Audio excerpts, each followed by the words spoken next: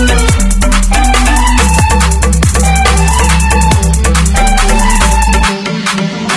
di Podstar, podcast Tata Ruang, tempat kita mendalami tentang pertanahan dan juga tata ruang di kota Yogyakarta. Saya Alma bersama dengan Arya.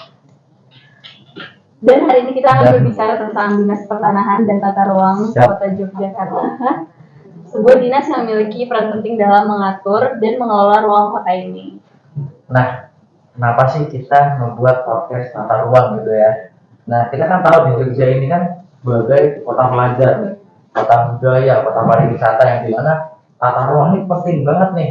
Biar Jogja ini seperti terkenal sebagai kota pariwisata, kota budaya yang tertata dan rapi dan juga nggak berantakan gitu ya. Nah, Dinas Pertanahan dan Tata Ruang ini di Kota Jakarta itu punya tanggung jawab besar untuk mengelola dan mengatur seluruh tata di ruang Kota Jakarta. Nah, di episode ini kita akan ngebahas lebih dalam nih terkait tugas dan fungsi dari dinas ini dan ada bintang tamu spesial. Siapa tuh? Hari ini kita berkesempatan untuk berbicara dengan Pak Pamungkas, Kepala Bidang Tata Ruang di Dinas Pertanahan dan Tata Ruang Kota Yogyakarta. Selamat datang di podcast.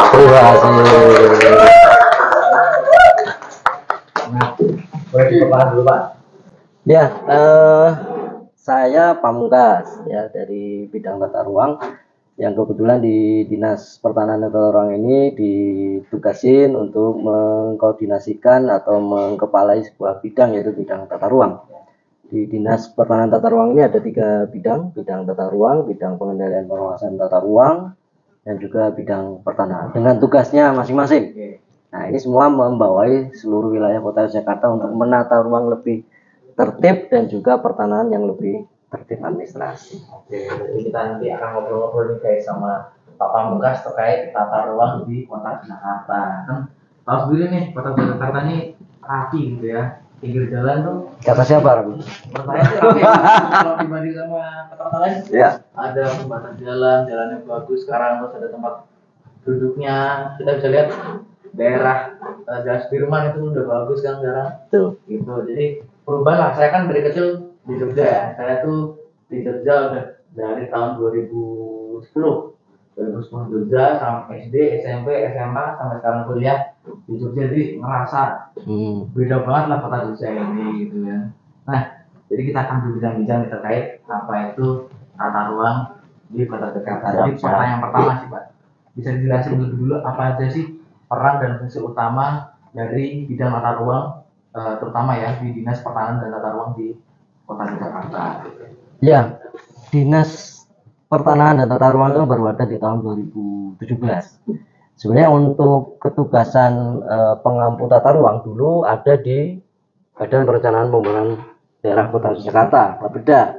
Itu menjadi salah satu ketugasan seksi yang ada di atau sub yang ada di Bapeda. Tetapi sejak kemudian harus merubah nomenklatur kedinasan yang kita mengikut pada Undang-Undang Keistimewaan, di mana provinsi dalam hal ini adalah Daerah Istimewa Yogyakarta itu juga membentuk sebuah dinas namanya Dinas Pertanahan dan Tata Ruang.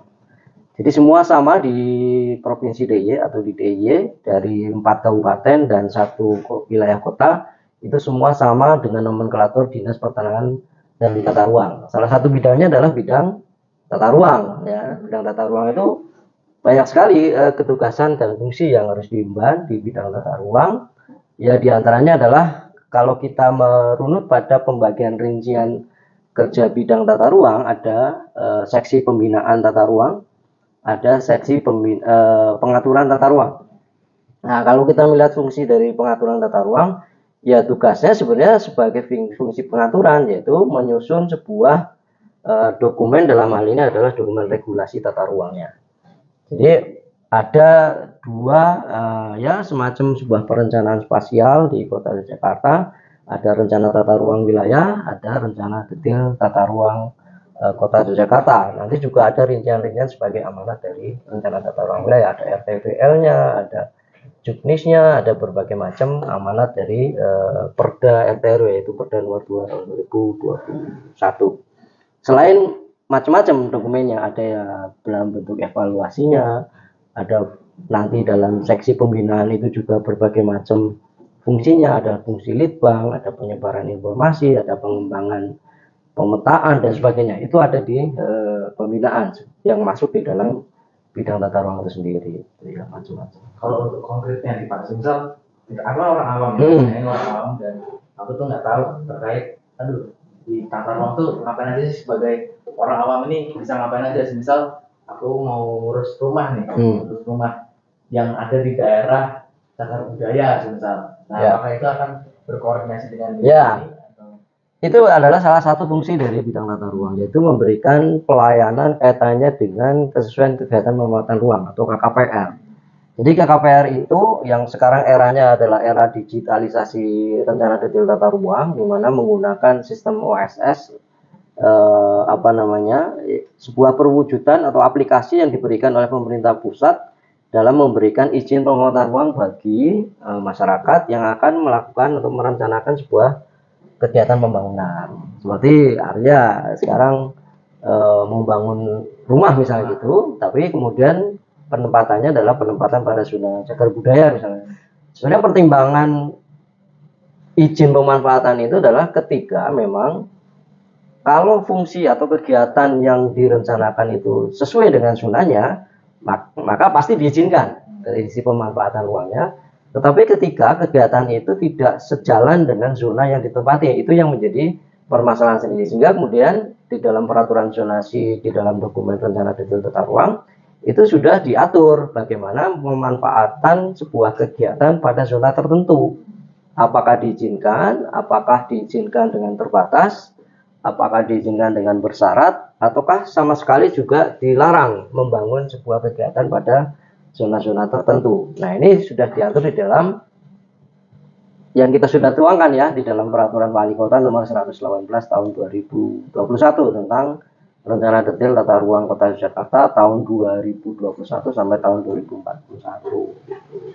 Jadi apapun terkait tata ruang yang ada di kota Jakarta itu diurus sama Iya, tata ruang, sesuai dengan tupoksinya. reklame dan juga Ya. ini tata ruang. Nah, nanti kalau urusan reklame berkembang lagi pasti, karena memang reklame itu adalah salah satu jenis kegiatan yang memang sudah ada di dalam list longnya peraturan zonasi, ya, katanya dengan pemanfaatan fungsi reklame yang menempati pada persil atau mungkin badan jalan atau persil pemerintah. Itu karena ada aturan tersendiri, sehingga reklame juga menjadi bagian dari pelayanan KKPR yang ada di Dinas Pertanahan Tata Ruang. Jadi gitu guys. Jadi segala hal terkait tata ruang ada di kota Jakarta itu bisa kalian urus di sini. Jadi nggak sembarangan tuh kalian mau bangun rumah di daerah yang ada zona yang khusus gitu kan, itu nggak sembarangan bisa dibangun gitu. Ada berbagai perizinan persyaratan yang diperlukan untuk sebuah pembangunan tadi, termasuk reklame. Sistem reklame pun ada juga pengembangannya. Apakah ada yang mau didiskusikan Pak Pamungkas ini? Kalau dari aku mungkin lebih ke tantangan dalam pengelolaan tata ruang sih Pak. Sebagai kota yang terus berkembang gitu kan, tentu ada beberapa tantangan dalam pengelolaan tata ruang di Yogyakarta. Nah, apa aja sih Pak tantangan-tantangan yang ada? Ya sebenarnya kendala cukup banyak ya sebenarnya kalau kita berusaha melakukan identifikasi terhadap kendala dan permasalahan perkembangan perkotaan terutama di kota Jakarta cukup banyak. Apalagi kalau tata ruang kemudian tidak diatur ya, itu pasti akan menambah perwujudan kota menjadi kota yang semrawut dan tidak layak, mungkin kumuh, mungkin selam dan sebagainya itu. Nah sehingga kenapa tata ruang dibutuhkan, karena mengingat kota Yogyakarta dengan keluasan 32,8 km persegi sebenarnya wilayahnya kecil begitu ya, dengan 14 kemantren dan 45 kelurahan. Itu kemudian kita bagi berdasarkan beberapa fungsi zonanya. Nah, mengingat kota Jakarta itu kan sudah terbentuk ratusan tahun yang lalu. Kalau kemarin kita melihat Pemkot dengan ulang tahunnya yang ke-76, kemudian kota Jakarta dengan 200 sekian tahun yang lalu, itu sudah terbentuk dari sisi perwujudan kotanya ya. Ada yang kemudian permukimannya sudah ada, kemudian jenis-jenis kegiatan zona yang lain juga sudah muncul di sana. Nah sehingga aturan itu mengikutin perkembangan kota yang terbentuk berdasarkan pola yang terbentuk oleh masyarakat itu sendiri. Nah, sehingga aturan tata ruang itu kan ada sejak di tahun 1994 kita sudah mempunyai Perda nomor 6 tahun 94 ya tentang rencana umum tata ruang Kota Yogyakarta yang pada saat itu mengacu kepada undang-undang tata ruang di tahun 92. Nah, itu baru ada. Padahal kalau Kota Jakarta terbentuknya sudah 200 sekian tahun yang lalu. Nah, Kota Jakarta sudah terbentuk demikian rupa. Nah, yang menjadi kendala tersendiri ya sebenarnya bukan kendala, karena kita mengikuti zona pengembangan kota yang sudah ada, di mana Kota Jakarta identik dengan kota budaya, sehingga banyak sekali penempatan dan penetapan kawasan cagar budaya yang ada di Kota Jakarta. Padahal kemudian itu menjadi kawasan yang cukup strategis ketika pengembangan arah kegiatannya menuju arah kegiatan yang sifatnya komersil. Misalnya kayak kawasan Malioboro, sekitar kawasan Keraton, Mantri Jeron, itu juga menjadi kawasan yang dulu-dulunya sebagai kawasan pusat ekonomi. Karena memang senternya kota kalau belum ke Malioboro rasanya belum melihat Jogja begitu ya. Nah, sehingga banyak sekali antitesa itu adalah pertentangan antara kebutuhan masyarakat dengan fungsi komersilnya dengan penetapan sebuah kawasan sebagai kawasan cagar budaya. Apalagi sekarang ada kawasan sumber filosofis, penetapan UNESCO sebagai warisan dunia, sehingga betul-betul kawasan sumber filosofis yang ada di kawasan Keraton dan Malioboro itu harus bisa dibatasin supaya pertumbuhannya tidak semakin semerawut itu tadi gitu. Jadi itu ada peran di sini, peran dinas pertanahan dan ruang itu penting banget guys. Wah, kalian kalau misalnya ke Jogja nih ya, melihat Jogja itu rapi. Malioboro itu kan dulu kan, aku dulu sekolahnya di Malioboro Pak. Jadi di Gang Dagen. Dagen. Gitu. Dulu tuh merawatnya, macetnya, ya ampun itu sampai kalau bisa dibilang kiri kanan tuh PKL tuh udah semuanya, jadi kiri kanan tuh delman kuda itu udah merawat zaman dulu ya. Nah sekarang kan udah rapi tuh, udah bisa tempat duduk di sana, terus orang-orang jalan tuh bebas lepas dari kemacetan, walaupun tetap rame ya, tapi tambah enak dilihatnya gitu loh, rapi gitu kan. Gitu. Terus terkait proyek nih Pak, rencana masa depan yang ingin diwujudkan oleh Dinas Pertanahan dan Tata Ruang, terutama di bidang tata ruang dulu deh. Nah itu apa aja sih proyek yang ingin Bapak lakukan ke depannya gitu untuk mengembangkan Kota Jogja? Bicara proyek sebenarnya hanya menjalankan kegiatan-kegiatan yang kita lakukan setiap tahun mendasar kepada tugas pokok fungsi kami di bidang tata ruang terutama. Nah, sebenarnya dengan fungsi kami menyusun penyiapan terhadap bahan regulasi tata ruang, sebenarnya ada masa periodik di mana Perda nomor 2 tahun 2021 tentang RT/RW dan Perwal 118 tentang RDTR, itu kami setiap periodik 5 tahun sekali harus dilakukan peninjauan kembali. Ya, karena memang masa berlakunya 20 tahun, maka kalau 4 kali periode 5 tahunan menjadi 4 kali peninjauan kembali, maka kemungkinan tahun depan, tahun 2025, kita akan melakukan peninjauan kembali terhadap dokumen di Perda nomor 2 tahun 2021. Apa urgensinya ketika kami melakukan review atau peninjauan kembali terhadap dokumen yang sudah kami tetapkan di tahun 2021 adalah ketika banyak sekali dinamisasi perkotaan tumbuhnya dan juga perkembangan arah regulasi yang semakin terbarukan. Misalnya saya ambil contoh adalah Perda nomor 9 tahun 2019 tentang RT/RW DIY sekarang sudah direvisi menjadi Perda nomor 23 tahun 2023 kalau tidak salah ya. Pokoknya di tahun 2023 RT/RW provinsi ditetapkan kembali karena menjadi bentuk revisi dari Perda sebelumnya 2019. Ketika kemudian muncul Undang-Undang Cipta Kerja di tahun 2021, maka paling lambat setelah penetapan UU CK itu harus dilakukan revisi terhadap Perda RT/RW provinsi pada saat itu. Nah, sehingga baru bisa ditetapkan di tahun 2023. Maka sekali lagi mau tidak mau RT/RW Kota Yogyakarta yang sudah ditetapkan tahun 2021 maka harus menyelesaikan dengan induk dari hierarkinya kota provinsi gitu ya. Nah, sehingga tahun 2025 pas sebenarnya ketika 21 sampai 25 itu sekitar 4-5 tahun itu harus dilakukan peninjauan kembali. Nah, dari hasil peninjauan kembali nanti muncul semacam arah rekomendasinya, apakah istilahnya dalam tanda kutip penyimpangan dari RT RW terhadap dokumen di atasnya provinsi misalnya, itu perlu dilakukan revisi atau tidak. Nah, sekarang isu-isunya adalah ketika adanya penetapan kawasan sumbu filosofis sebagai kawasan warisan dunia, maka kemudian apakah sudah mengakomodir dokumen RTW dan RDTR Kota Jakarta itu ke dalam sebuah bentuk pengaturan sumbu filosofisnya. Sebenarnya pada prinsipnya ketika kita melakukan bedah buku terhadap RDTR, sebenarnya kawasan sumbu filosofis itu adalah salah satu bentuk teknik pengaturan zonasi yang sudah kami munculkan di dalam teknik pengaturan zonasi sumbu filosofis sebenarnya. Tetapi kemudian kalau kita angkat kembali kepada sebuah perencanaan spasial yang lebih tinggi, yaitu RT/RW-nya, apakah secara kebijakan bahwa kawasan sumbu filosofis itu sebagai penetapan sebuah zonanya, yang itu kemudian kita rigidkan kembali ke dalam bentuk-bentuk pengaturan yang kita atur secara detail dan teknis begitu. Nah, kalau memang itu tidak perlu, nah ini munculnya adalah dua. Perlu dilakukan revisi atau tidak revisi, itu bisa tergantung dari penilaian atau pembobotan persentase perubahan. Kalau perubahannya lebih dari 20%, maka kemudian harus direvisi. Tapi kalau arah perubahannya atau dalam tanda kutip penyimpangannya kurang dari 20%, maka kemudian tidak perlu dilakukan revisi. Nah, sekarang kita melihat kalau rekomendasinya muncul supaya dilakukan revisi misalnya gitu.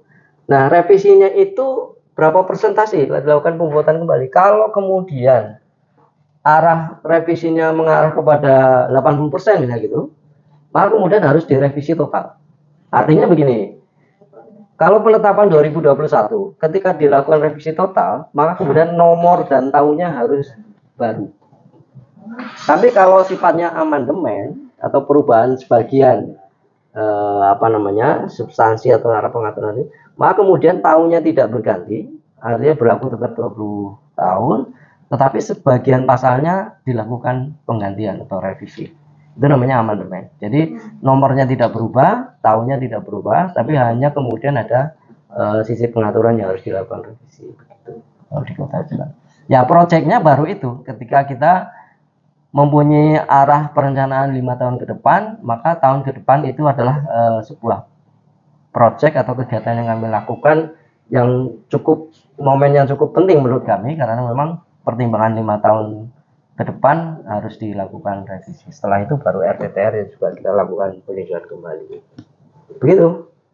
Nah, aku penasaran nih Pak, terkait perubahan peraturan gitu kan. Ya. Nah, ini saya kaitkan dengan partisipasi masyarakat dalam sebuah tata ruang tadi. Apakah terdapat peran masyarakat dalam pengelolaan tata ruang di kota ini? Misal ada forum kah atau sebuah diskusi dengan masyarakat setempat terkait pengelolaan tata kota. Misal ada sebuah zona cagar budaya. Apakah masyarakat di dalamnya diikutkan dalam sebuah diskusi agar bisa saling negosiasi terkait pengaturan tadi, Pak? Nah, gini, produk hukum kita atau produk dokumen pengaturan tata ruang di Kota Jakarta, katakan RT/RW dan LTR yang saya sebutkan tadi, itu kan sebagai sebuah bentuk proses penetapan pada produk output akhirnya ya.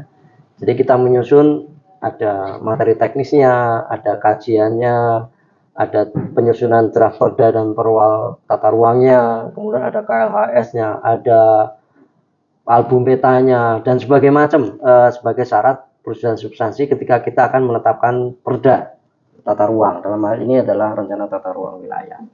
Nah, ketika sebuah daerah berencana melakukan penyusunan terhadap dokumen hukum perda, maka kemudian proses mekanisme penetapan pun harus dijalankan, karena berdasarkan Permendagri tentang pedoman penyusunan sebuah peraturan daerah itu memang harus melibatkan masyarakat. Di mana pelibatan masyarakat itu, yaitu misalnya pada saat kita sudah siap dengan draft perdanya, maka kita sampaikan ke Dewan, karena memang harus dibahas di dalam paling tidak ada pembentukan panitia khusus di Dewan. Dan pada saat kita melakukan identifikasi terhadap masalah yang ada di Kota Jakarta menyangkut urusan tata ruang, maka masyarakat perlu dilibatkan. Misalnya pada saat public hearing, proses public hearing dari masyarakat, itu sudah dilibatkan dari awal ketika masyarakat membutuhkan apa, menginginkan apa yang kemudian harus dilakukan pembenahan dan harus diatur kembali, itulah masyarakat berperan di dalam proses awal penyusunan sebuah dokumen peraturan daerah. Nah, kemudian pada saat pembahasan pansus, toh Dewan juga menjadi wakil rakyat untuk kemudian bisa terlibat dalam proses pembuatan produk hukum daerah. Itu kedua. Yang ketiga adalah ketika pada saat proses penetapan perda, pasca pemberlakuan itu pasti kita akan melakukan sosialisasi terhadap peraturan daerah yang sudah ditetapkan. Nah, disitulah kemudian uji coba, uji kompetensi, uji substansi dari perda itu disampaikan kepada masyarakat. Nah, ketika kira-kira masyarakat membaca arah substansi dokumen hukum tata ruang kita, ya kita perlu jelaskan secara jelas-jelasnya. Bahkan kalau memang ada perlibatan menyangkut fungsi pelayanan terhadap dokumen pelayanan pemanfaatan ruang, nah kita berikan semacam simulasi begitu ya, bahwa ketika masyarakat menginginkan sebuah kegiatan pembangunan A misalnya begitu, itu harus sudah sangat terwadahi di dalam dokumen hukum yang dimanfaatkan oleh masyarakat itu. Jadi pelibatan masyarakat itu kemudian termasuk di dalam proses penyusunan, bahkan kemudian kita juga memberikan ruang bagi keluhan-keluhan masyarakat ketika masyarakat membutuhkan sebuah, ya dalam tanda kutip, perhatian dan solusi terhadap masalah yang mereka hadapi begitu ya. Nah, sehingga kedepannya pasti masyarakat tidak akan komplain ketika pelayanan pemerintah daerah dalam hal ini bisa memberikan solusi bagi masyarakat yang mereka butuhkan gitu ya. Itu sebagai salah satu contohnya. Jadi peran masyarakat berarti cukup besar ya. Ya. Pembuatan peraturan tata ruang kebijakan gitu kan. Jadi terkait dinas ini bukan untuk kuping guys. Di sini ada sebuah negosiasi atau public hearing antara masyarakat dengan dinas terkait sebuah kebijakan yang dibentuk gitu kan. Nah, maka dari itu sebuah kebijakan tadi dapat inklusif dan juga menjadi wadah masyarakat yang harus ditaati peraturannya gitu, bukan dilanggar ya. Jadi kalian jangan melanggar peraturan yang sudah terbentuk gitu, tapi kalau bisa kasih tahu aja apa aja yang kalian perlukan di dinas terkait gitu. Jadi bukan peraturan dibuat bukan untuk dilanggar gitu guys, tapi malah itu membentuk sebuah suatu peraturan baru yang bisa dapat direvisi dan juga di amandemen tadi ya Pak ya. Tapi kata orang banyak aturan banyak pelanggaran. Nah itu benar sih Pak sebenarnya. Tapi secara hal yang baik harusnya peraturan itu ada untuk ditaati gitu guys. By the way, ini belum mengenalin loh dari tadi tuh. Tadi udah. Udah. Nama doang. Nama. Jadi kita adalah mahasiswa magang. Kuliah di mana?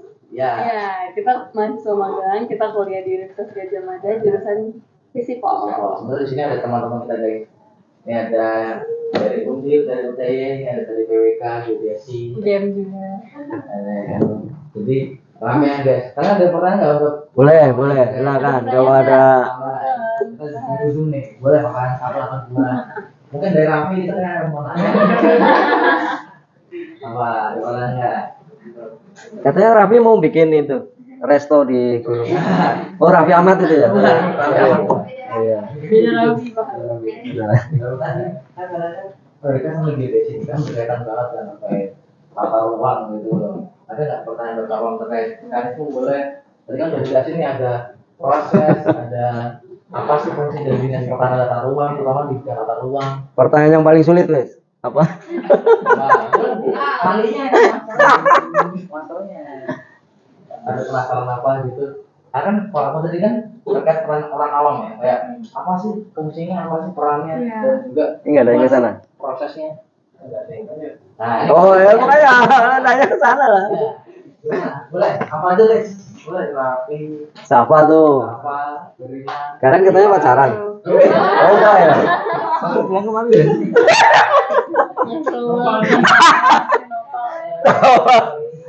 Oke ya. Nah, ke sana tuh. Apa terkait gimana kalau melanggar? Nah itu boleh tanya juga tuh. Pak mau tanya. Nggak harus tata ruang loh. Apa pokoknya skupnya Jogja gitu. Ya. Pengaturan insentif dan isi insentif terkait tata ruang itu bagaimana ya Pak? Monggo Pak bisa ditanggapi. Tapi betul pertanyaannya betul-betul berat loh ini. Kali ya. Aku sering dan Karena gini, betul itu jadi pertanyaan memang menyangkut pemberian insentif dan pengenaan disinsentif di Kota Yogyakarta memang dari tahun 2021 sejak Permen ATR nomor 21 tahun 2021 tentang pengendalian pengelolaan ruang itu memang belum diterjemahkan ke dalam bentuk peraturan wali kota. Nah, tahun ini kita komitmen untuk mengusulkan peraturan wali kota tentang pemberian insentif dan pengenaan insentif ke dalam propemperkadanya Kota Yogyakarta. Jadi insya Allah tahun ini sudah ada peraturan wali kota tentang insentif disinsentif itu. Nah, apa itu insentif disinsentif yang kita kenal sebagai indis gitu ya? Karena memang insentif disinsentif itu menjadi amanat yang dituangkan di dalam rencana tata ruang wilayah sebagai bagian dari kegiatan pengendalian tata ruang sebenarnya gitu ya.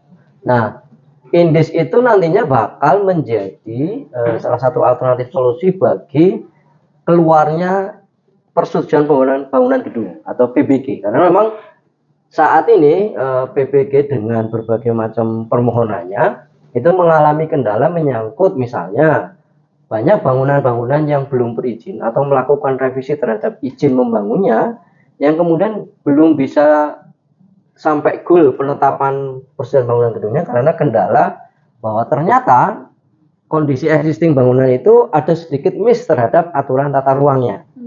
Nah, sehingga kalau ini kemudian tidak disikapi dengan menyusun aturan indis itu tadi, maka kemudian selamanya bangunan itu tidak mempunyai izinnya. Nah, kategori tidak mempunyai izin pasti adalah pelanggaran. Nah, kalau pelanggaran harus disanksi gitu, harus ada sanksinya. Nah, sehingga memang ada salah satu perangkat hukum tata ruang yaitu insentif disinsentif itu tadi. Bahwa insentif adalah pemberian keringanan terhadap bangunan-bangunan atau kegiatan-kegiatan yang sesuai dengan tata ruangnya. Nah, sebaliknya kalau kegiatan-kegiatan yang sedikit membebani masyarakat sekitar atau lingkungannya dan sebagainya, itu adalah disinsentifnya ada gitu ya. Atau tadi kegiatan-kegiatan yang bangunannya sudah ada, tetapi kemudian dia belum mempunyai izin. Dan memang itu pelanggaran, tetapi kemudian kalau kemudian digunakan langkah-langkah disinsentif, maka pemberatannya ada, tetapi nanti efeknya ketika tidak memenuhi disinsentifnya itu tadi, itu nanti arahnya juga akan dilakukan sanksi karena melanggar. Misalnya saya ambil contoh, ketika bangunan sedikit keluar dari ukuran garis badan bangunan saya gitu. Nah, ketika itu kemudian mengajukan PPG atau persetujuan bangunan gedung, maka ranahnya adalah disinsentif. Oke, saya kasih peluang untuk tetap bangunan itu tetap ada, tetapi kemudian diberikan kompensasi atau harus membayar misalnya gitu. Nah, ketika periode waktu kasih 5 tahun misalnya gitu, mereka tidak bisa membayar atau mungkin mereka belum bisa menyesuaikan dengan aturan yang berlaku, maka kemudian itu bukan disinsentif lagi, tetapi sanksi. Dan itu mau tidak mau harus dilakukan eksekusi. Eksekusi dalam ini tidak harus dibongkar ya, tetapi melalui mekanisme sanksi administrasi dulu, baru kemudian dilakukan penegakan. Nah, kriterianya sebenarnya cukup banyak insentif itu.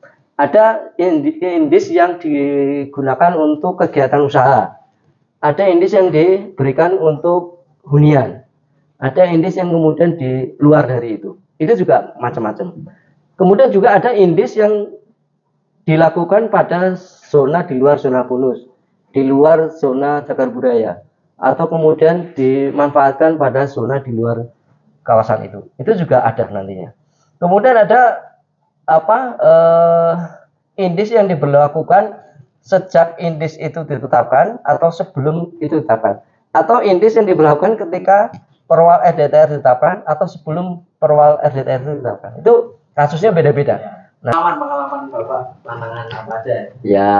Kalau menjadi kepala bidang tata ruang. Ya, saya kebetulan bekerja di the right man on the right place. Jadi dilalah gitu ya. Saya ditempatkan pada sebuah pekerjaan yang sesuai dengan bidang pendidikan saya. Karena saya dari PWK, Perencanaan Wilayah dan Kota, dari Undip di tahun 95, saya lulus 2000. Saya lulus, saya tidak nyari kerja yang sesuai background memang. Saya pekerjaan pertama saya itu pernah jadi sales, marketing kan. Habis itu nggak lama itu, cuman berapa bulan itu. Habis itu saya daftar menjadi jurnalis, wartawan. Wow. Pada saat itu di Semarang di Jawa Pos gitu, tapi media cetak. Itu khusus pemberitaan sifatnya kriminal sama politik kota pada saat itu. Jadi base-nya saya itu di, mungkin ini yang dari Undip tahu ya, yang Jalan Pahlawan ya, yang ada Polda, ada DPRD-nya. Nah, saya di situ dulu, posnya di situ. Jadi memberitakan tentang dunia kriminalitas dan politik pada saat itu di Semarang. Nah, setelah itu baru saya bekerja pada dunia konsultan manajemen pada saat itu, manajemen dan perencanaan. Nah, baru kemudian dari tahun 2005 saya di sini di Kota Jakarta, di pemerintah Kota Jakarta. Awalnya saya di Bapeda, Badan Perencanaan Pembangunan Wilayah Kota Jakarta. Jadi saya lahir di sini itu sudah dicekoki dengan pekerjaan yang ketata ruangan itu tadi dan pelayanan terhadap pengamatan ruang. Terus itu sampai sekarang ya. Nah, saya sempat menjabat sebagai fungsional muda di Bapeda, tapi itu hanya beberapa tahun juga, baru kemudian dilantik menjadi pejabat struktural, menjadi kepala seksi pengaturan yang sekarang ditempati Bu Dwi itu. Nah, dulu di sini kepala bidangnya adalah Pak Danang Yuli Laksono. Sekarang malah beliau ada di bidang litbang di Bapeda. Nah, saya menggantikan beliau di bidang tata ruang sebagai kepala bidang. Nah, kendalanya ya ada plus minusnya, ada suka dukanya. Kalau kita mengikuti dukanya terus, ya kita akan bekerja tidak enjoy gitu ya, tidak nyaman dan sebagainya. Sehingga apapun pekerjaannya menurut kami di bidang tata ruang itu ya kita nikmatin saja. Artinya karena itu menjadi bagian dari tanggung jawab kita. Karena semakin jabatan semakin tinggi, eselonnya semakin tinggi, itu pasti tanggung jawabnya akan semakin lebih besar dan bebannya pasti akan lebih besar. Nah, kalau kita mengikuti irama dengan beban kerja yang lebih berat lagi, ya kita malah justru nggak bisa bekerja nantinya. Tetapi menikmati sebuah pekerjaan yang dibebankan ke kita dengan penuh rasa tanggung jawab, itu pasti akan jalan dengan sendirinya lah. Artinya segala macam beban yang kemudian kita punya permasalahan, punya kendala, ya pasti kita menemukan itu ya. Nah, tetapi justru menurut kami kunci keberhasilan sebuah pekerjaan itu adalah bentuk kerjasama sebenarnya. Kita tidak bisa bekerja sendiri. Kita punya teman di sini, kemudian ada kurang lebih 16 orang ya, dengan pejabatnya 3 orang, pejabat fungsionalnya ada 1, Mas Mustafa. Itu pasti kita melakukan kerjasama berdasarkan ketugasan dari masing-masing pejabat yang diberikan kewenangan untuk duduk di sini dan dari menyesuaikan dengan tupoksi yang diberikan berdasarkan ketugasan fungsi dari bidang dinas pertanahan dan tata ruang itu. Nah, kendalanya ya tentunya pertama ya mungkin kalau dimanapun orang bekerja kita ada silang selisih pendapat dengan teman, itu pasti ada terjadi begitu ya, itu pasti ada terjadi. Kadang-kadang kita diperintahkan yang kemudian justru di luar ketugasan kita, itu juga pernah terjadi seperti itu. Nah, hal seperti itu ya tentunya kita kembalikan saja kepada aturan. Intinya sebenarnya itu. Kalau kita mengampu urusan tata ruang dari sisi pengaturan, ya segala macam bentuk masalah, kalau kita kembalikan ke aturan yang berlaku, ya kita sudah sangat aman lah di situ dan nyaman dalam bekerja. Jadi itu ya yang bisa di panjang banget perjalanan dari Pak Pamungkas ini guys. Keren banget guys. Dari awal, tapi dia beliau ini sesuai dengan bidangnya gitu, jadi nggak semata-mata nyeleweng gitu kan. The right man on the right Jangan sampai place. orang kimia jadi beda aman jadi ya, waduh ini gimana backgroundnya kok bisa jadi kepala bidang, ada yang bingung gitu. orang fisik jadi kepala bidang tata ruang bisa loh. Emang bisa? Ya bisa lah. Salah satunya ya, Kelas ya teman-teman. Jadi- Ayo Arya bisa ditutup. ya jadi itu udah esensinya, banyak kisah dan banyak hal yang bisa dibahas di podcast kali ini kan. Nah, jadi pertama-tama aku mau ucapkan terima kasih untuk Pak Ya, sama sama-sama. sumber pada hari ini yang sudah membahas banyak dari fungsional, peran, dan juga proses dalam pembuatan kebijakan dan juga bisa paham sendiri sebagai kepala bidang gitu kan panjang dan menarik gitu kan. Nah, jangan lupa untuk tetap stay tune ya ke episode selanjutnya. Nanti posternya akan diteruskan, mungkin saya nggak tahu di sana apakah ada manusia, tapi akan benar-benar sama kalau posternya diteruskan dengan baik gitu ya. Nah, sampai jumpa untuk poster selanjutnya gitu ya. Sampai jumpa di episode lainnya.